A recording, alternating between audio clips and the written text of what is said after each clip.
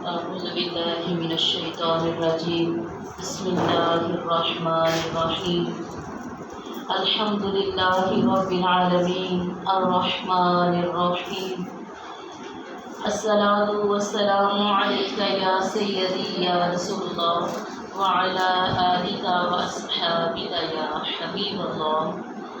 مصطفیٰ کے نوکروں کے نوکر خانہ میں آنے والی تمام قابل احترام بہنوں کو پیار، محبت اور امن کا پیغام سلام پیش کرتی ہوں۔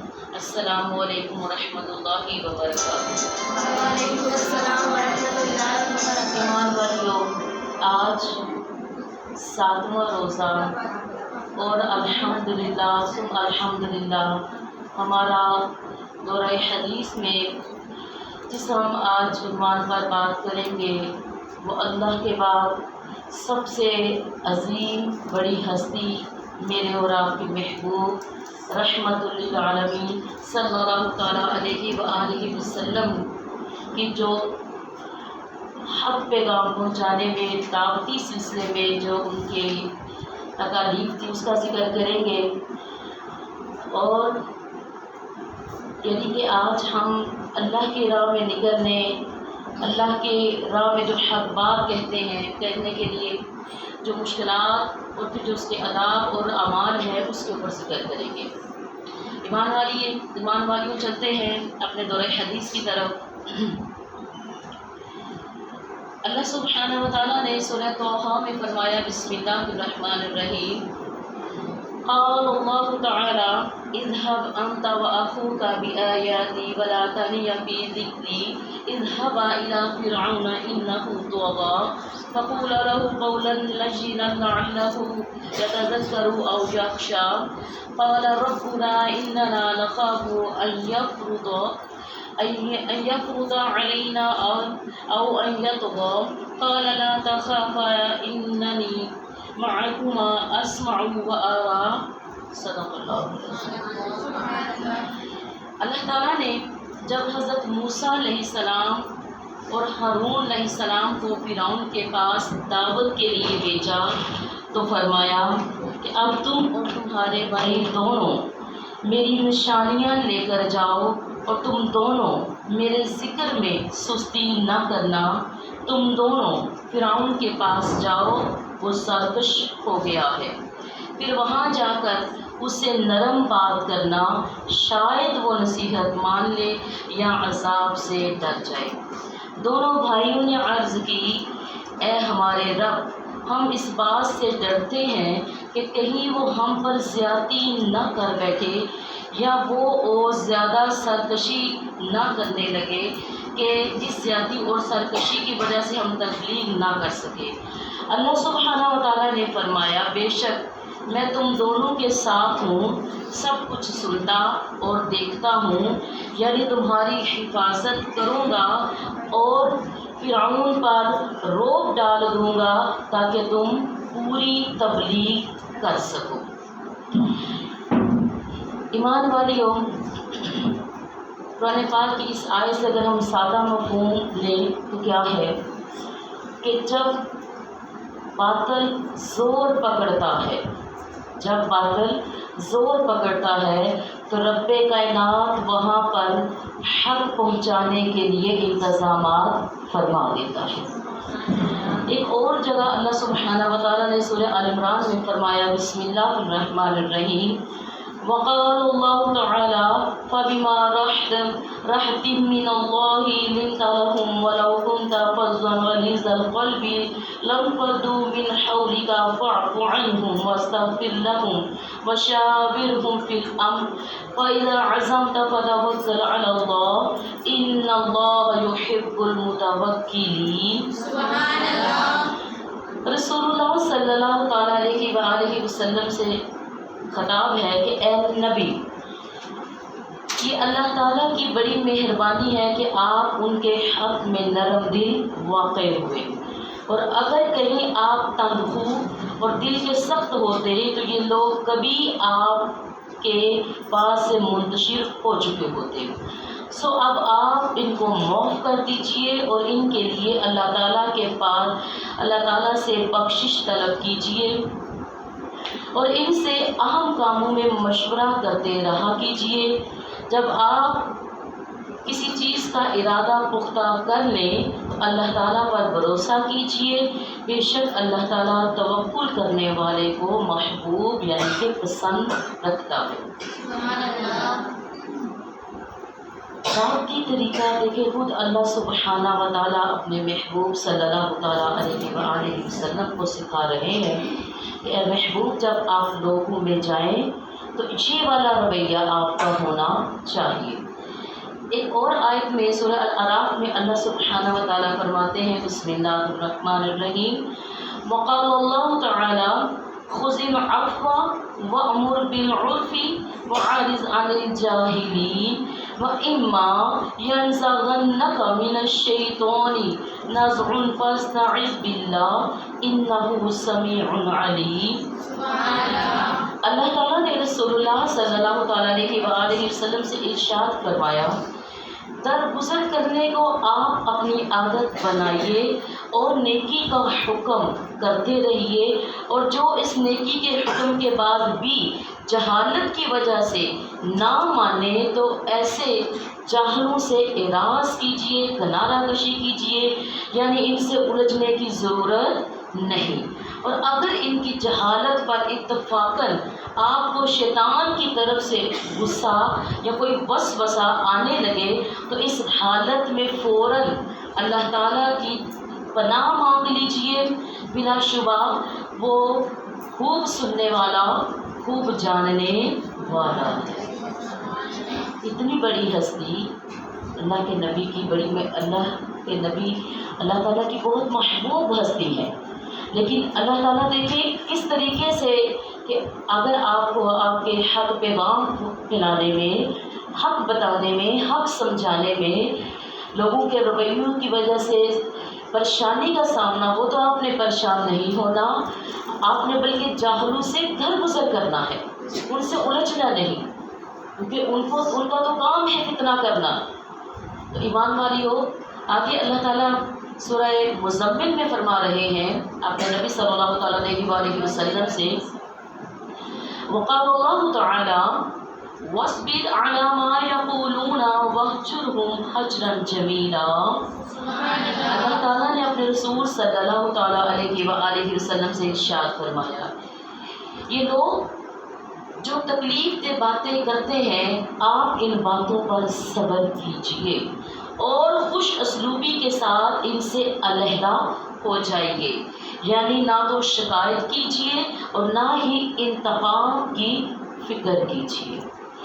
یعنی کہ مبلغ اسلام اور اسلام کے سب سے بڑے مبلغ نبی صلی اللہ تعالیٰ علیہ وآلہ وسلم کو اللہ سبحانہ و تعالیٰ یہ اسلوب بتا رہے ہیں کہ آپ ان کے تکلیف دہ رویے سے پریشان نہیں ہونا، ان کا تو کام ہے، یہ آپ کے ساتھ ہی نہیں، انہوں نے دوسرے نبیوں کے ساتھ بھی ایسے ہی کیا کہ جب ان کو حق پیغام پہنچایا گیا تو انہوں نے اس کا انکار کیا، انہوں نے میرا انکار کیا، نعمتوں کا انکار کیا، تو آپ نے پریشان نہیں ہونا ہے میرے محبوب صلی اللہ تعالیٰ علیہ وآلہ وسلم، جو آپ کی کو تکلیف دے آپ اس پر صبر کیجیے گا۔ کیا کیجیے گا؟ صبر کیجیے گا۔ ایمان والیو، یاد رکھو، جب انسان دعوتی کام کر رہا ہوتا ہے نا تو یہ ایک پھولوں کی سینچ نہیں ہے، یہ ایک کاروبار نہیں ہے، اس میں سب سے بڑا جہاد اپنے نفس کو مارنا ہوتا ہے، اور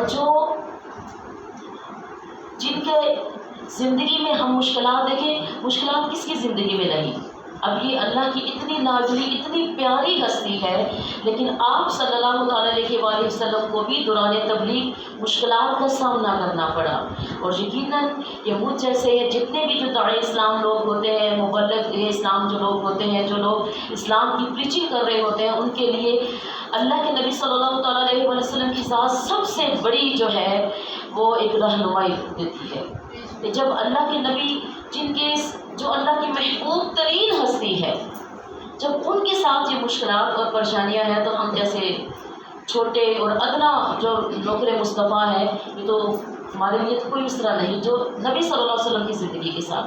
تو ابھی ہم مطالعہ کرتے ہیں، دورہ حدیث کرتے ہیں اور دیکھتے ہیں کہ نبی صلی اللہ تعالیٰ علیہ وسلم کی زندگی میں جو تبلیغی مشکلات تھی، پریشانیاں تھی، وہ کیا تھی.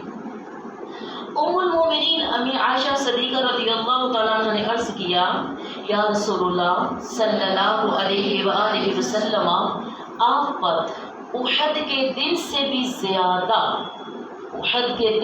زیادہ کوئی سخت دن گزرا ہے؟ تو آپ صلی اللہ تعالیٰ علیہ وآلہ وسلم نے ارشاد فرمایا، مجھے تمہاری قوم سے بہت زیادہ تکلیفیں اٹھانی پڑی. سب سے زیادہ تکلیف عقبہ یعنی کہ طائف کے دن اٹھانی پڑی. میں نے اہل طائف کے سردار ابن عبد یلید بن عبد کلال کے سامنے جب اپنے آپ کو پیش کیا، یعنی پیش کیا کہ مجھ پر ایمان لے کر آؤ اور میری نصیحت کو پکڑو اور مجھے اپنے ہاتھ ٹھہرا کر دعوت کا کام آزادی سے کرنے دو، لیکن اس نے میری بات نہ مانی. میں طائف سے بہت غمگین اور پریشان ہو کر اپنے راستے واپس چل پڑا. قرن ثعلب مقام پر پہنچ کر میرے اس غم اور پریشانی میں کچھ کمی آئی تو میں نے اپنا سر اٹھایا تو دیکھا کہ ایک بادل کا ٹکڑا مجھ پہ سایہ کیے ہوئے ہے. اس بادل کا ٹکڑا، میں اس وقت غمگین تھا، پریشان تھا، لیکن میں کیا دیکھتا ہوں کہ ایک مقام پر ایک بادل کا ٹکڑا مجھ پر سایہ کیے ہوئے ہے. میں نے غور سے دیکھا تو اس میں حضرت جبرائیل علیہ السلام تھے. انہوں نے مجھے پکارا اور عرض کیا کہ اللہ تعالیٰ نے آپ کی قوم کی وہ گفتگو جو آپ سے ہوئی سنی ہے اور اس کے جوابات بھی سنے اور پہاڑوں پر متعین فرشتے کو آپ کے پاس بھیجا ہے کہ آپ ان کفار کے بارے میں جو چاہیں انہیں حکم دیں. اب آپ کو اختیار ہے، اللہ تعالیٰ نے ایک فرشتہ آپ کے لیے مقرر کر دیا ہے پہاڑ کے سلسلے میں کہ آپ جو چاہیں اس فرشتے کو حکم دیں کہ جو وہ کفار کے بارے میں کرنا چاہیں آپ کر لیں. اس کے بعد پہاڑوں کے فرشتوں نے ایمان والیوں، اللہ کے نبی فرماتے ہیں کہ مجھے آواز دے کر سلام کیا اور عرض کیا، اے محمد صلی اللہ تعالیٰ علیہ وآلہ وسلم، اللہ تعالیٰ نے آپ کے قوم کی وہ گفتگو جو آپ سے ہوئی سنی اور میں پہاڑوں کا فرشتہ ہوں. مجھے آپ کے رب نے آپ کے پاس بھیجا ہے کہ آپ مجھے جو چاہے حکم فرمائیں. کیا آپ چاہتے ہیں کہ اگر آپ چاہیں گے تو میں مکہ کے دونوں پہاڑوں یعنی ابو قبیس اور احمر دونوں پہاڑوں کو آپس میں ملا دوں، جس سے یہ سب درمیان میں کچل جائیں گے. یہ دونوں پہاڑ جب مل جائیں گے تو آپ یہ رہنے والے باشندے آپس میں کچل جائیں گے. جب یہ بات ہوئی تو اللہ کے نبی صلی اللہ تعالیٰ علیہ وآلہ وسلم نے ارشاد فرمایا، نہیں، سبحان اللہ، فرمایا نہیں، بلکہ مجھے امید ہے کہ اللہ سبحانہ و تعالیٰ ان کی پشتوں میں سے کسی ایسے لوگوں کو پیدا فرمائے گا جو ایک اللہ تعالیٰ کی عبادت کریں گے اور اس کے ساتھ کسی کو شریک نہیں ٹھہرائیں گے. سبحان اللہ. دیکھیے اللہ کے نبی پریشان ہوئے ہیں، غمگین ہوئے، اور اللہ کی مدد بھی آپ کے اوپر ہے. اللہ نے فرشتہ بھی مقرر فرما دیا، لیکن اللہ کے نبی نے پھر بھی ان کا برا نہیں چاہا. یقیناً ہم سب کے لیے ایک سیکھنے والی بات بھی ہے کہ جب حق کے راستے پر ہم ہوتے ہیں تو کچھ لوگ شریر ذہن کے، فسادی ذہن کے،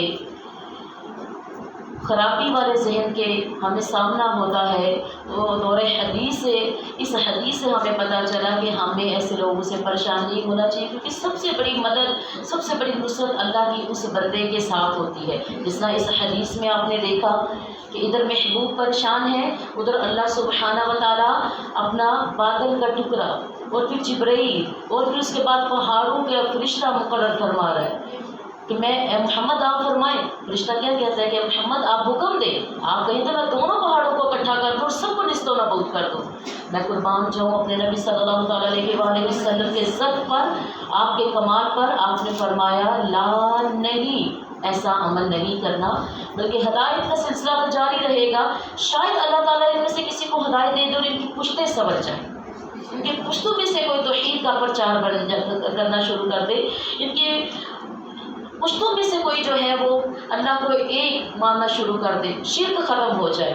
تو ایمان والیوں, اسی طریقے سے دوسری حدیث ہے, حضرت عبداللہ بن عمر رضی اللہ تعالیٰ عنہ فرماتے ہیں کہ ہم ایک سفر میں رسول اللہ صلی اللہ تعالیٰ علیہ وآلہ وسلم کے ساتھ تھے. سامنے سے ایک دیہاتی شخص آتے ہوئے نظر آئے. جب وہ رسول اللہ صلی اللہ تعالیٰ علیہ وآلہ وسلم کے قریب پہنچے تو ان سے رسول اللہ صلی اللہ تعالیٰ علیہ وآلہ وسلم نے پوچھا کہاں کا ارادہ ہے؟ انہوں نے کہا اپنے گھر جا رہا ہوں. آپ صلی اللہ تعالیٰ علیہ وآلہ وسلم نے ارشاد فرمایا کیا تمہیں کوئی بھلی بات بتا دوں؟ کیا تمہیں کوئی بھلی بات بتاؤں میں؟ تو انہوں نے کہا وہ بھلی بات کیا ہے؟ وہ بھلی بات, وہ اچھی بات کیا ہے؟ تو آپ صلی اللہ تعالیٰ علیہ وآلہ وسلم نے ارشاد فرمایا تم کلمہ شہادت یعنی کہ اشہد ان لا الہ الا اللہ وحدہ لا شریک لہ وان محمدا عبدہ ورسولہ پڑھ لو. تم یہ کلمہ شہادت پڑھ لو. تو انہوں نے جو بات آپ کہہ رہے ہیں اس پر وہ شخص کہتا ہے کہ اس پر کون گواہ ہے کہ میں یہ کلمہ پڑھوں جو آپ کہہ رہے ہیں, تو اس پر کون گواہ ہے؟ تو آپ صلی اللہ تعالیٰ علیہ وآلہ وسلم نے ارشاد فرمایا یہ درخت گواہ ہے. آپ نے کیا فرمایا؟ یہ درخت گواہ ہے. تو ایمان والیوں, چنانچہ رسول اللہ صلی اللہ تعالیٰ علیہ وآلہ وسلم نے اس درخت کو بلایا جو وادی کے کنارے پر تھا. سبحان اللہ, میرے اور آپ کے نبی کی پہنچ دیکھیے, جو وادی کے کنارے پر تھا آپ نے اس درخت کو بلایا. وہ درخت زمین کو پھچیلتا ہوا, پھاڑتا ہوا نبی صلی اللہ تعالیٰ علیہ وآلہ وسلم کے حکم کے کو بجا لاتے ہوئے آپ کے سامنے آ کر کھڑا ہو گیا.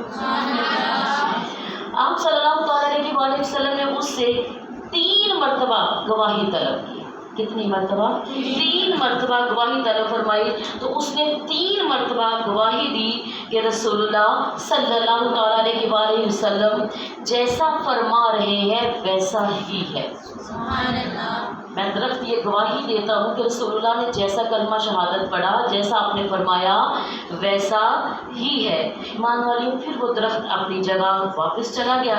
یہ سب کچھ دیکھ کر دیہات کے لوگ سارے اکٹھے ہو گئے. وہ بہت حیران ہوئے, وہ بندہ بھی حیران ہوا, اور پھر وہ بندہ اپنی قوم کی طرف واپس چلا جاتے ہوئے نبی صلی اللہ تعالیٰ علیہ وآلہ وسلم سے عرض کرتا ہے کہ اگر میری قوم والوں نے میری بات مان لی تو میں ان سب کو آپ کے پاس لے کر آؤں گا, اور اگر انہوں نے بات نہ مانی تو میں خود آپ کی خدمت میں حاضر ہوں گا اور پھر میں آپ کے ساتھ ہی رہوں گا. یہ میرے نبی نے ان کو تبلیغ فرمائی تھی کہ گواہی دے دو, تم گواہی دے دو کیا کہ اللہ ایک ہے, اس کا کوئی شریک نہیں ہے, اور اس پر گواہی دے دو کہ محمد صلی اللہ تعالیٰ علیہ وآلہ وسلم اللہ کے بندے اور رسول ہیں. تو ایمان والیوں, اب ایک اور حدیث میں اللہ کے نبی صلی اللہ تعالیٰ علیہ وآلہ وسلم کا فرمان عالی شان ہے. حضرت سہل بن سعد رضی اللہ تعالیٰ عنہ روایت کرتے ہیں کہ رسول اللہ صلی اللہ تعالیٰ علیہ وآلہ وسلم نے غزوہ خیبر کے دن حضرت علی کرم اللہ وجہہ سے ارشاد فرمایا کہ تم اطمینان سے چلتے رہو یہاں تک کہ خیبر والوں کے میدان میں پڑاؤ ڈالو, پھر ان کو اسلام کی دعوت دو اور اللہ تعالیٰ کے جو حقوق ان پر ہیں ان کو بتانا. اللہ تعالیٰ کی قسم, اللہ تعالیٰ تمہارے ذریعے سے ایک آدمی کو بھی ہدایت دے دے تو یہ تمہارے لیے سرخ اونٹوں کے مل جانے سے بھی بہتر ہے۔ کون سے اونٹ؟ سرخ۔ ایمان والیوں، عربوں میں جو سرخ اونٹ ہے نا وہ بہت زیادہ قیمتی مال سمجھا جاتا ہے۔ کون سے اونٹ؟ سرخ اونٹ۔ تو ایک بندے کو بھی تم نے اگر راہ راست پہ لے آئے نا، کتنے؟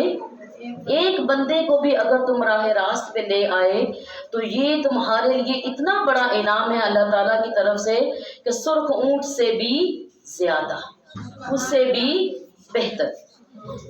ایمان والی ایک اور حدیث ہے، حضرت ابن عباس رضی اللہ تعالیٰ عنہ فرماتے ہیں کہ رسول اللہ صلی اللہ تعالیٰ علیہ وآلہ وسلم نے ارشاد فرمایا، آج تم مجھ سے دین کی باتیں سنتے ہو، کل تم سے دین کی باتیں سنی جائے گی۔ یعنی آج میں کر رہا ہوں، آج میں پھیلا رہا ہوں، کل تم بھی پھیلاؤ گے۔ حق کا رستہ تو یہی ہے نا ایمان والیوں۔ ہاں، تو اللہ کے نبی نے کیا فرمایا کہ آج تم مجھ سے دین کی باتیں سنتے ہو، کل تم سے دین کی باتیں سنی جائیں گی۔ پھر ان لوگوں سے دین کی باتیں سنی جائیں گی جن لوگوں نے تم سے دین کی باتیں سنی تھی۔ یعنی یہ سلسلہ کبھی بھی ختم نہیں ہوگا، لہٰذا تم خوب دھیان سے سنو اور اس کو اپنے بعد والوں کو تک پہنچاؤ، پھر وہ لوگ اپنے بعد والوں تک پہنچائیں اور یہ سلسلہ چلتا رہے گا۔ حق کا پیغام پہنچانا، تبلیغ اسلام، دعوت اسلام کبھی بھی رکے گا نہیں، یہ چلتا تھا، چلتا ہے اور انشاءاللہ چلتا رہے گا۔ ٹھیک، اور آج دیکھ لے کیا اسلام کو پھیلانے کا سلسلہ رکا؟ حالانکہ ہمیں وہ تکلیفیں، وہ پریشانیاں نہیں ہیں جو ہمارے پچھلوں نے، یعنی کہ اگر ہم نبی صلی اللہ تعالیٰ علیہ وسلم کی ذات کا ذکر کریں تو آپ اتنی بڑی ہستی ہیں، لیکن آپ کو بھی حق پیغام پھیلانے میں لوگوں کے سخت رویے، لوگوں کی پریشانیاں، اور ان سے آپ غمگین بھی ہوتے رہے اور تسلی اللہ تعالیٰ آپ کو دیتا تھا۔ تو یقیناً ایمان والیوں، جب کوئی بھی شخص اخلاص کے ساتھ مخلص ہو کر دین کا کام عبادت سمجھ کے کرتا ہے، تجارت سمجھ کے نہیں کرتا، عبادت سمجھ کے کرتا ہے، تو اس میں سب سے بڑی اس کی کامیابی نصرت الہی ہے، اللہ تعالیٰ کی مدد ہے، اللہ تعالیٰ کی مدد ہے۔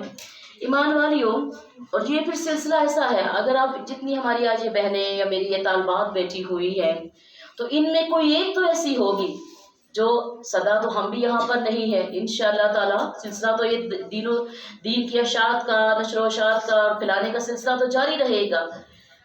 تو ایمان والیوں، یہ سلسلہ اگر آج میرے پاس میں ہے، کل میں یہاں پر نہیں ہوں، تو یقیناً اس چیز کو پھیلانے کے لیے کوئی اور اٹھ جائے گا، اللہ تعالیٰ کسی اور کو مقرر فرما دے گا، تو یہ سلسلہ یوں ہی جاری اور ساری رہے گا۔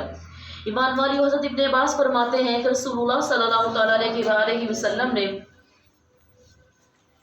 حضرت انس فرماتے ہیں کہ رسول اللہ صلی اللہ تعالیٰ علیہ وسلم نے ایک صحابی کو مشرکین کے سرداروں سے ایک سردار کے پاس اللہ تعالیٰ کی طرف دعوت دینے کے لیے بھیجا، چنانچہ انہوں نے جا کر اس کی دعوت دی، لیکن اس مشرک نے کہا کہ جس معبود کی تم عبادت کرتے ہو، کہ جس کی دعوت کا پیغام توحید کا پرچار کرنے تم میرے پاس آئے ہو، ٹھیک، جس کو تم کہتے ہو کہ بولو وہ وحدہ لا شریک ہے، وہ لا الہ الا اللہ ہے، جس کا تم مجھے پجاری عبادت گزار بنانے آئے ہو، اچھا یہ تو بتاؤ کہ وہ چاندی کا ہے، وہ چاندی کا بنا ہے یا تانبے کا؟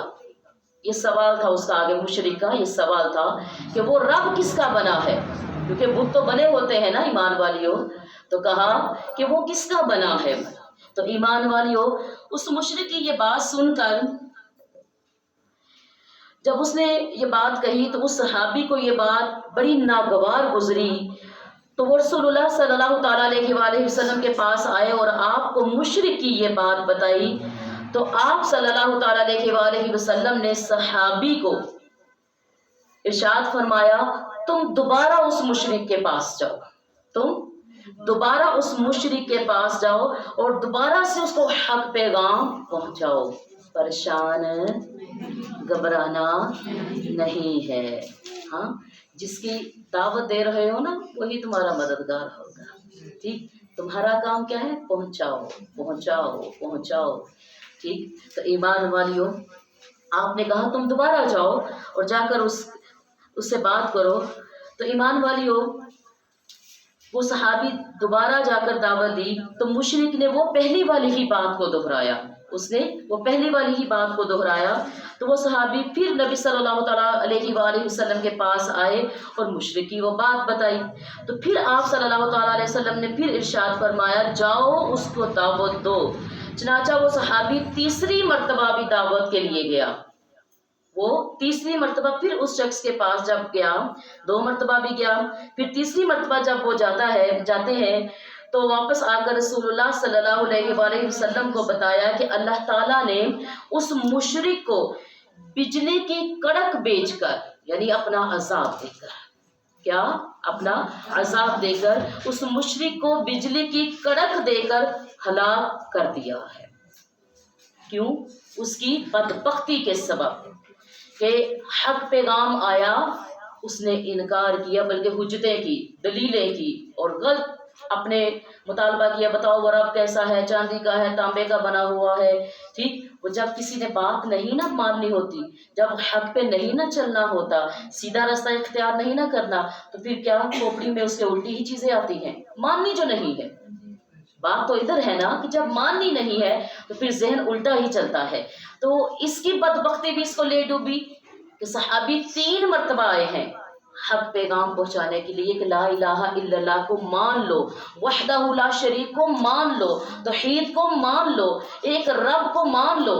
تو اس نے کہا، اس نے اپنے غلط سوالات رکھ کر اپنا وقت ایمان والیوں برباد کیا اور پھر غضب الہی کو بلایا. اس نے کس کو بلایا؟ غضب. اور غضب الہی آیا یا نہ آیا؟ اللہ تعالیٰ نے کیسے بھیجا کہ اللہ تعالیٰ نے بجلی کے ذریعے، اس کی کڑک کے ذریعے اس کو ہلاک کر دیا. تو اللہ تعالیٰ یوں ہی پھر کرتا ہے، جب کوئی حق بات نہیں نہ سنتا تو اللہ تعالیٰ یا تو اس کی رسی کو دراز کر دیتا ہے، اور جب پکڑنے آتا ہے تو وہ پھر کسی کی کسی چیز کو نہیں دیکھتا، جو وہ چاہتا ہے وہی کرتا ہے. ایک بات تو اللہ کو بھی پسند ہے نا کہ وہ چاہا جائے. اس کو پسند ہے کہ میں چاہا جاؤں، کیونکہ وہ چاہے جانے کا ایمان والیوں قابل ہے. اللہ تعالیٰ کا صد بار شکر ہے کہ اس نے ہمیں اپنا بندہ بنایا، فرما بردار بنایا اور اپنے محبوب صلی اللہ تعالیٰ علیہ وآلہ وسلم کا امتی بنایا. اگر ہم اس فضل اور اس کرم اور اس انعام کو سمجھ جائیں نا، اس احسان کو سمجھ جائیں نا، تو یقین جانیے لا الہ الا اللہ کی مالا جپتے جپتے ہماری زندگی کی آخر بھی ہو جائے نا، تو ہم اللہ کے احسان اور انعام کا حق ادا نہیں کر سکتے. بات ہے اس احسان کو سمجھنے کی. اور پھر دین کی راہ میں دیکھیے کتنی مشکلات ہیں. اسی لیے کہتے ہیں کبھی نہیں گھبرانا. جب آپ حق پر ہوں، جب آپ حق کی بات بتا یا پھیلا رہی ہو تو گھبرائیے گا نا، کیونکہ شیطان آتا ہے روکنے کے لیے، کبھی کسی طریقے سے کبھی کسی طریقے سے. تو مزید اللہ کے نبی صلی اللہ تعالیٰ علیہ وآلہ وسلم کا فرمان علی شان ہے کہ پہلی جیسے جو ابھی ہم نے دورہ حدیث کیا اس میں ماشاءاللہ آپ نے دیکھا کہ نبی صلی اللہ علیہ وسلم کی تبلیغ میں بھی مشکلات. اب جو ہماری حدیث ہیں اس میں تھوڑا ذکر کے حوالے سے بھی بتاؤں گی کہ اللہ کے نبی صلی اللہ تعالیٰ علیہ وسلم کی راہ میں جو ذکر کرتے ہیں یا عبادات کرتے ہیں ان کا کیا اجر ہے. ایمان والیوں، حضرت قریب ابن فاتکہ رضی اللہ تعالی عنہ قال رسول اللہ صلی اللہ تعالی علیہ وآلہ وسلم من انفق نفقۃ فی سبیل اللہ کتبت له 700 ضعف.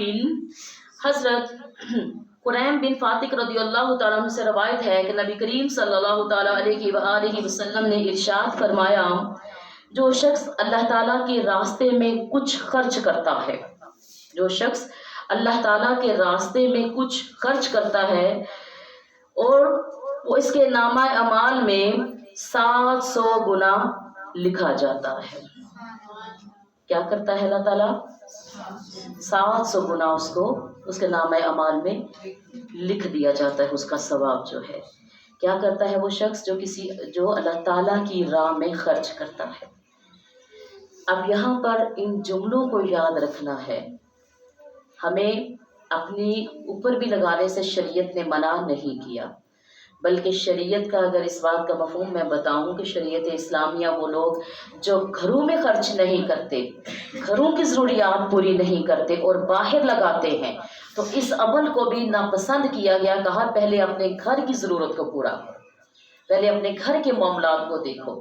تو یہاں پر چونکہ توازن کی ضرورت ہے، لیکن اگر ہم ابھی اس چیز کو ترازو میں رکھ دیں تو ترازو میں اگر دیکھیں تو ہم میں سے اکثر لوگ جتنا اپنے گھروں پہ لگا رہے ہیں اس کا 40واں حصہ بھی دین پر نہیں وقف کرتے۔ بڑی کوئی ضرورت ہو تو جب کبھی کوئی مشکل آ جائے یا کوئی پریشانی آ جائے یا پھر ویسے ہم نے لگانا ہو تو ہم لگا دیتے ہیں۔ تو اپنے گھروں کی خواہشات کو بھی ہم نے ضروریات میں ڈال کر گھر، میرے بچوں کا مستقبل، میرے بیٹوں کا مستقبل، میرے فلانے کا مستقبل، وہ کرتے کرتے کرتے انسان کہاں پر خرچ کرتا ہے، یہ چیز ہم نے سوچنی ہے۔ تو شریعت مطہرہ کا جو مزاج ہے وہ توازن ہے۔ ہاں اپنے گھر کی ضروریات کو پورا کریں، قطعاً یہ مراد نہیں ہے کہ آپ کسی چیز میں اپنے گھر کی، اپنی اولاد، اپنے بیوی اور اپنے والدین، اپنے بہن بھائیوں یا اپنے رشتہ داروں کے آپ معاملات سے غافل ہو اور باہر آپ پیسے لگا رہے ہو۔ اور بڑی معذرت کے ساتھ اس میں سے بعض افراد ایسے ہوتے ہیں جو دکھاوے کی کہ لوگ مجھے سمجھیں کہ میں بڑا چیریٹی کرنے والا ہوں یا میں بڑی خیرات کرنے والی ہوں، تو ایسا عمل نہیں۔ ہاں ایمان والیوں، مزید اللہ کے نبی صلی اللہ تعالیٰ علیہ وسلم کا فرمان عالی شان ہے۔ حضرت معاذ رضی اللہ تعالیٰ عنہ روایت کرتے ہیں کہ رسول اللہ صلی اللہ تعالیٰ علیہ وآلہ وسلم نے ارشاد فرمایا، بلا شبہ اللہ تعالیٰ کے راستہ میں نماز، روزہ اور ذکر کا ثواب اللہ تعالیٰ کی راہ میں مال خرچ کرنے کے ثواب سے 7 گنا زیادہ بڑھا دیا جاتا ہے۔ کس کا ثواب؟ نماز، روزہ اور اللہ کا ذکر۔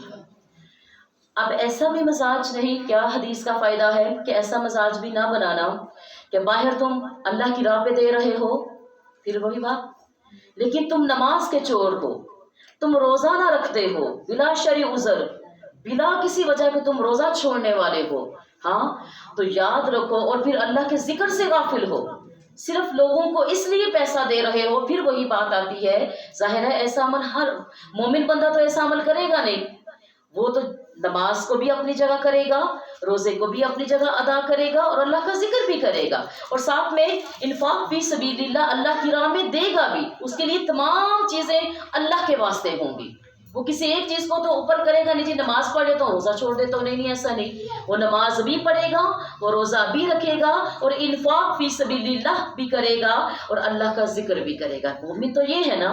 لیکن کہا کہ ایسا نہ کرنا کہ تم باہر لوگوں کو دیتے پھرو لیکن تمہارا جو اللہ سے جسمانی، بدنی یا پھر عبادت کی صورت میں جو رشتہ ہے وہ کمزور ہو، کیونکہ اللہ تعالیٰ کی راہ میں دینے سے زیادہ ثواب ہے نماز ادا کرنا، خشوع اور خضوع کے ساتھ روزہ رکھنا اللہ کی رضا کے خاطر، اور اس کا ذکر سے اپنی زبان کو تر رکھنا، یہ زیادہ بہتر ہے جو مال ہم دیتے ہیں باہر۔ تو بات کیا ہمیں فائدہ ملا اس حدیث سے کہ ہم نمازیں بھی پڑھیں گے، روزے بھی رکھیں گے، اللہ کا ذکر بھی کریں گے، اور جو اللہ تعالیٰ نے جس کھاتے میں ہماری ذمہ داری لگائی ہوئی ہے انفاق فی سبیل اللہ کرنے کی، اللہ نے اپنی راہ میں دینے کی، ہم اس کو بھی پورا کریں گے۔ یہی بات سمجھ آ گئی نا ایمان والیوں؟ آگے اللہ کے نبی صلی اللہ تعالیٰ علیہ وآلہ وسلم نے ارشاد فرمایا کہ جس نے اللہ تعالیٰ کے راستے میں 1000 آیتیں تلاوت کی، کتنی؟ 1000 آیتیں تلاوت کی، اللہ تعالیٰ نے اسے انبیاء علیہ السلام، صدیقین، شہداء اور نیک لوگوں کی جماعت میں لکھ دیا جائے گا۔ کس کی جماعت میں؟ کیا کیا جس نے 1000 آیتیں پڑھی۔ ایمان والیوں، اب ہم نے ان تمام جو دورہ حدیث سے سیکھا، کیا سیکھا کہ جب آپ حق کے راستے پر ہوتے ہیں نا تو آپ کو بہت سی پریشانیاں فیس کرنا پڑتی ہیں۔ ایک شخص رسول اللہ صلی اللہ تعالیٰ علیہ وسلم کے حضور آتا ہے اور آ کر کہتا ہے، یا رسول اللہ صلی اللہ علیہ وآلہ وسلم، مجھے آپ سے محبت، مجھے آپ سے عشق ہو گیا ہے۔ تو میرے نبی فرماتے ہیں، اچھا اب پھر تو فکر و فاقہ کے لیے تیار ہو جا، کیونکہ نفس کو تو مارے گا تو آگے چلے گا نا۔ یہ دین کی راہ میں ایک ہی تو بات ہے، جو دین کا نکھار انسان کی شخصیت پہ آتا ہے وہ پتہ کس سے آتا ہے؟ اس کے اخلاق سے، اس کی نیت سے، اور پھر جو اپنے آپ کو دین کے سپرد کر دیتا ہے کہ اب اس میں میری کوئی مجال نہیں کہ میں اپنی رائے دوں، جی مجھے یہ پسند ہے۔ پھر کہا جاتا ہے جو دین کے احکام ہوں گے، یعنی کہ جو قرآن و حدیث کے، قرآن کے احکامات اور نبی صلی اللہ تعالیٰ علیہ وآلہ وسلم کی تعلیمات، آپ کا عمل، آپ کا اسوہ، یعنی جو اسلام کی تعلیمات ہوگی، اب وہی میرا اوڑھنا بچھونا، وہی میرا سب کچھ ہوگا۔ ایمان والیوں، اور اس کے لیے اس کو اپنے نفس امارہ کو مارنا پڑتا ہے، اپنے نفس کو مارنا پڑتا ہے۔ وہ رہتا دنیا میں ہے، وہ کھاتا بھی ہے، پیتا بھی ہے، چلتا بھی ہے، بولتا بھی ہے، جگتا بھی ہے، سوتا بھی ہے، لیکن وہ دنیا کی محبت سے دور ہو جاتا ہے۔ اس کے دل میں دنیا کی محبت نہیں رہتی، اسے یہ نہیں ہوتا کہ مجھے دنیا حاصل ہو جائے، اسے یہ ہوتا ہے، جو بڑے ضعف والے ہوتے ہیں وہ ڈیمانڈ بھی بڑی کرتے ہیں، وہ کہتے ہیں دنیا کو کون اپنے قید میں کرے، دنیا کے خالق کو اپنے قریب کرو، مجھے دنیا نہیں چاہیے، مجھے دنیا کا خالق چاہیے۔ کون چاہیے؟ دنیا کا خالق چاہیے۔ میں ایک خاندانی سوچ والا بندہ ہوں، میں ضعف رکھنے والا، مانگنا ہی ہے نا، تو پھر اس کی شان رحیمی کریمی کے صدقے زیادہ مانگو، وہ بہت عطا کرنے والا ہے۔ تو مولا مجھ سے دنیا کی محبت دور کر دے، بے رغبت کر دے مجھے اس سے، مجھے حق کے راستے پہ مولا اگر تو نے مجھے توفیق دی ہے، کیونکہ دین کا راستہ اللہ کی توفیق کے بغیر ممکن ہی نہیں ہے۔ میں نے یقین جانی اپنی زندگی میں بڑے لوگوں کو ایسا کہتے ہوئے سنا، اپنی میٹنگز کے دوران میں، اور کسی سے کوئی ڈسکشن ہو رہی ہے کہ ہم بھی دین کا کام کرنا چاہتے ہیں، لیکن بس یہ معاملات، یہ ذمہ داریاں، یہ پرابلم، جب یہ ایسا ہو جائے گا تو میں بھی کروں گی۔ تو وہاں پر میں کہتی ہوں، کیا تجھے پتا ہے تو اتنے سال جیے گی؟ یہ جو تو سب کچھ کر رہی ہے، یہ تو اپنی اولاد اور اپنے فلاں کی ذمہ داریاں ان کے لیے کر رہی ہے، تجھے پتا ہے کہ تو اتنے سال جیے گی؟ تو ایک بہترین زندگی ڈیزائن کرنے کی ضرورت ہے ہمیں، جہاں پر آپ اپنے اسکیجول میں تمام چیزیں رکھتی ہیں، وہاں دین کی خدمت، سرکار کی نوکری کہاں پر ہے؟ وہ بھی تو ہم رکھ سکتے ہیں نا، کہ this is also part of our life, ہماری زندگی کا یہ حصہ ہے۔ لیکن ہم نے کیا کیا؟ اتنے دنیا کے قریب کہ یہ بھی ہو جائے، دنیا میں یہ بھی ہو جائے، پھر کس نے آنا ہے؟ کوئی مجھے یہ تو کہے گا کہ دنیا میں کچھ کر کے گئی ہے، کوئی اولاد کہے گی اماں اتنی جداداں چھڑ گئی ہے، بیٹے کہیں گے ابا اتنی جدادیں چھوڑ گیا ہے میرے لیے، کس کام؟ تمہیں کیا پتا وہ تمہارے حق میں کیسے نکلیں گے؟ ہاں اللہ نے دیا ہے، بنانے سے انکار نہیں ہے، لیکن اتنا جتنا تم خود کو بھی دین کے لیے سپرد کر دو۔ لیکن ہماری سپردگی کہاں پر ہے؟ ایک سوال ہے نا، ہماری سپردگی کہاں پر ہے کہ ہم وہاں پر سمجھیں کہ ہم دین کے لیے کچھ کر رہے ہیں، کیا کر رہے ہیں آج ہم؟ تو ایمان والیوں، نبی صلی اللہ تعالیٰ علیہ وسلم نے یہ بات واضح فرما دی کہ دین کی راہ میں مشکلات بھی ہیں، پریشانی بھی ہے، اور اس پہ وہی ڈٹے رہتے ہیں جو اخلاص کے ساتھ چلتے ہیں۔ اور میں بات کہہ رہی تھی کہ یہ کسی بندے کے بس کی بات نہیں ہے دین کا کام، یہ یاد رکھیے گا، جس کو مالک چاہتا ہے اس کو اس راہ پہ لگا دیتا ہے۔ اللہ کے نبی صلی اللہ تعالیٰ علیہ وآلہ وسلم کا فرمانے علی شان ہے کہ اللہ سبحانہ و تعالیٰ جب کسی شخص کے ساتھ بھلائی کا لفظ، کیا میں نے بولا؟ بھلائی کا ارادہ فرماتا ہے، یعنی جب کسی شخص کو وہ چننا چاہتا ہے، اپنا محبوب بنانا چاہتا ہے، اپنا پسندیدہ بنانا چاہتا ہے، تو وہ کیا کرتا ہے؟ وہ اس شخص کو کام میں لگا دیتا ہے۔ کس میں لگا دیتا ہے؟ کام میں۔ اب صحابہ کرام نے پوچھا، یا رسول اللہ صلی اللہ تعالیٰ علیہ وآلہ وسلم، اللہ سبحانہ و تعالیٰ کن کاموں میں لگاتا ہے؟ وہ کون سے کام ہیں؟ کام تو بڑے ہیں نا ایمان والیوں، وہ کون سے کام ہے کہ جن کو اللہ پسند کرتا ہے اور پھر کاموں میں لگا دیتا ہے؟ تو ایمان والیوں، شفیق و رحیم آقا صلی اللہ تعالیٰ علیہ وآلہ وسلم نے فرمایا کہ اللہ سبحانہ و تعالیٰ اس شخص کو موت سے پہلے، کس سے پہلے؟